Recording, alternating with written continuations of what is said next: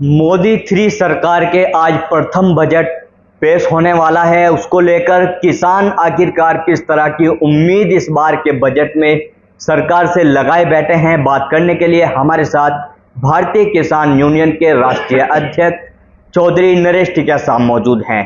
तो चौधरी साहब, किस तरह की उम्मीदें किसानों को इस बार के बजट में बनी हुई है? कुछ ही देर में बजट पेश होने जा रहा है।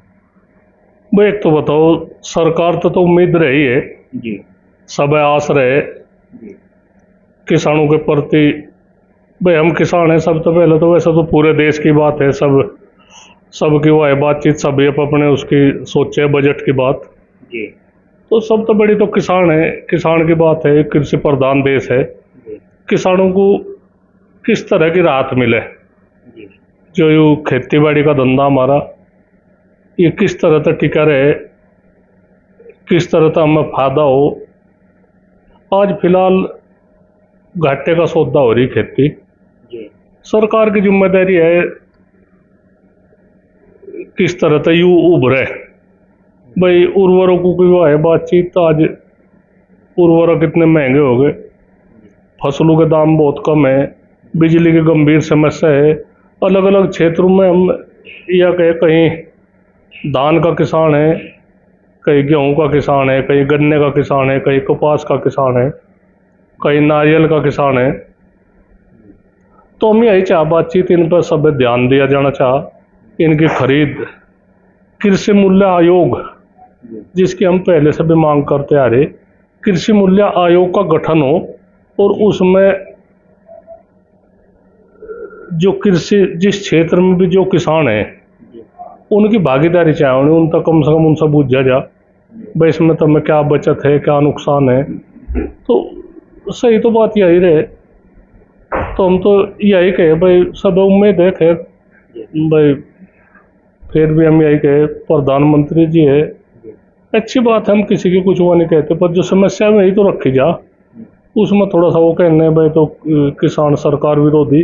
हमारा कोई सरकार तो कोई वो नहीं है, हमारी तो सरकार की जो नीतियाँ है जो किसान विरोधी नीति है भाई, उन पर ध्यान देना चाह और सब चलता रहे।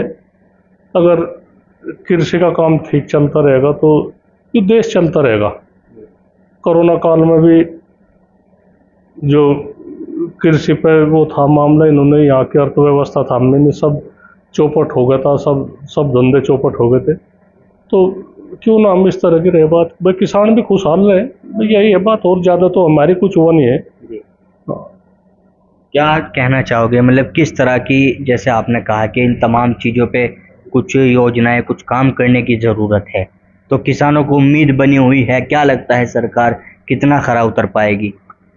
नहीं, उम्मीद तो है खैर, उम्मीद पे यह दुनिया टिक रही, पर हम यह कह रहे हैं इनमें थोड़ा सा देहातों पे, कृषि क्षेत्र पे ध्यान कम दिया जा रहा। और इससे ये जो देहात है ये पिछड़ रहे। हम यही चाह रहे जो कृषि पे आधारित है, ये जो देहात है, देहात में जो हमारी युवा पीढ़ी ये शहरों की तरफ को पलायन कर रही, और हम यही चाह कृषि को इतना बढ़ावा मिले और जो ये जो युवा है, इस देश के नवयुवक है, ये गांवों में खेती पे थमे रहे। और जो कुछ बाहर जा रहे हैं तो उनकी तो अलग बात है, पर जो खेती में इतना रोजगार मिले कि बाहर ना जा, और शहर इतने ओवरलोड हो रहे कि वे नहीं झेल पाएंगे, ये सारी वह बिगड़ जा मामला।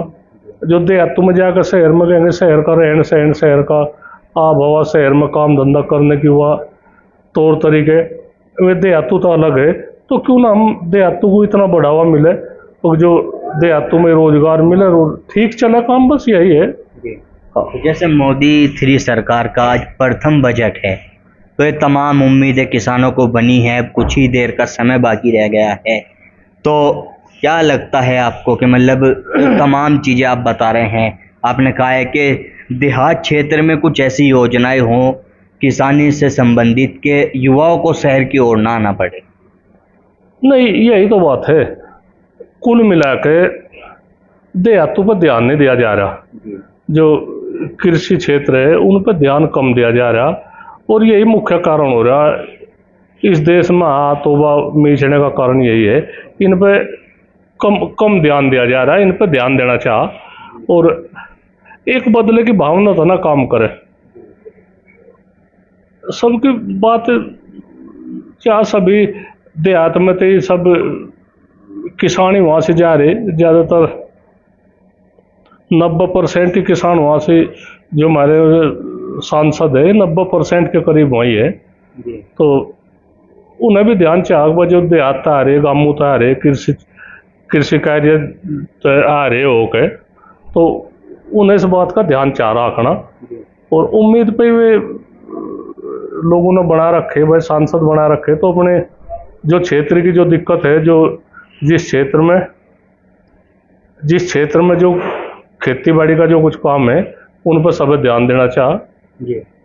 और हमारी तो यही बात, हमारी ज़्यादा नहीं है मांग कुछ, हमारी बातों पर ध्यान देना चाह, बस यही, हम तो यही कहे बातचीत।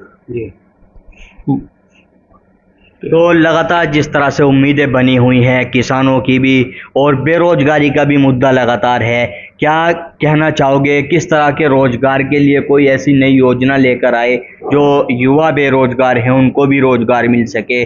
अलग अलग क्षेत्र की अलग अलग चीज़ें हैं, किसानों से संबंधित दवाइयाँ किसानों की इतनी महंगी हैं, खाद की बात हो, लगातार मुद्दा उठता है। नहीं, बात तो कितनी है, बात तो जैसा दूध उत्पादन की बात है, हमें देहातों में हमें सारा पता, जो दूध है हम अच्छा दूध का उत्पादन करें, शुद्ध दूध।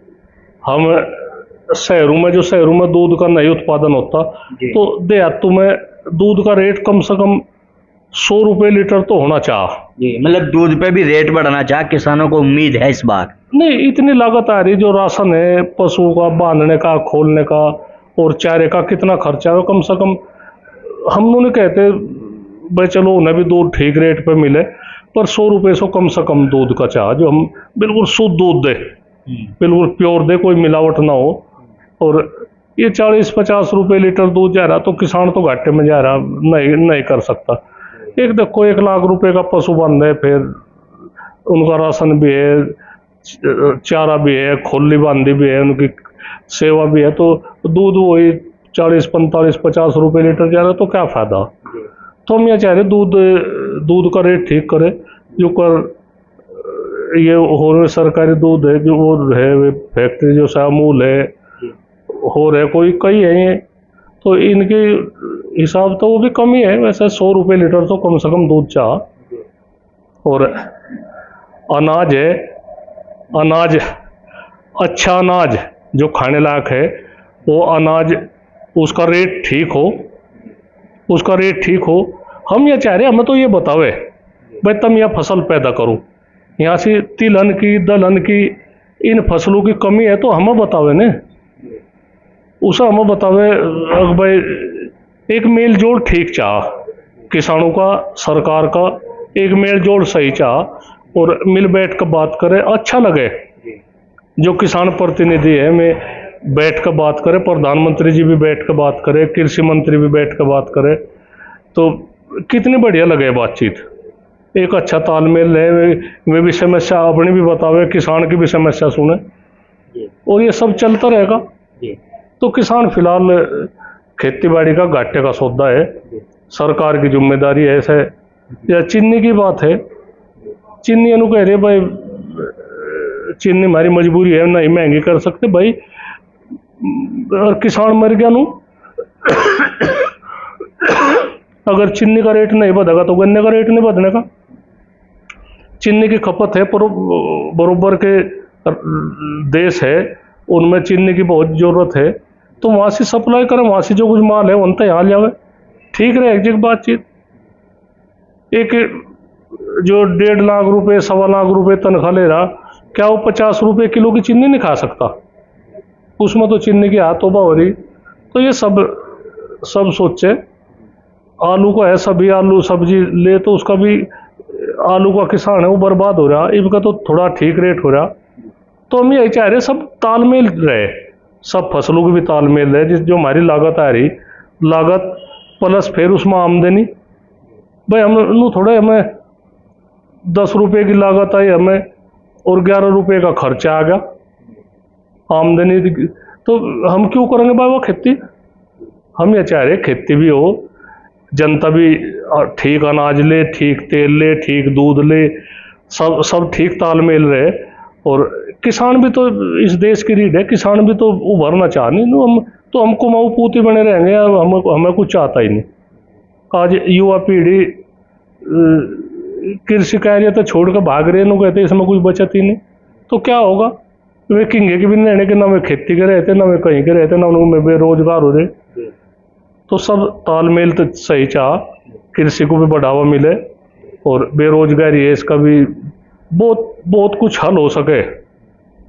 देहात पर सब कुछ टिक रही, सबकी निगाह देहातों पे है। देहात उभरेंगे, वो कृषि कार्य है देहातों में, जो देहात उभरेंगे तो सब कुछ ठीक हो जाएगा। तो हमारे साथ में भारतीय किसान यूनियन के राष्ट्रीय अध्यक्ष नरेश टिकैत मौजूद थे, जो सरकार से बड़ी उम्मीदें लगाए बैठे हैं, किसानों के हक की बात कर रहे हैं और बता रहे थे कि किसानों को मोदी 3 सरकार के प्रथम बजट से किस तरह की उम्मीदें बनी हैं। लेकिन देखना होगा बजट किस तरह का पेश होता है और किसानों की उम्मीदों पर सरकार का ये बजट कितना खरा उतर पाता है। मैं अपने सहयोगी सुधीर चौधरी के साथ Tanveer Malik, Sachnama India plus news, Muzaffarnagar.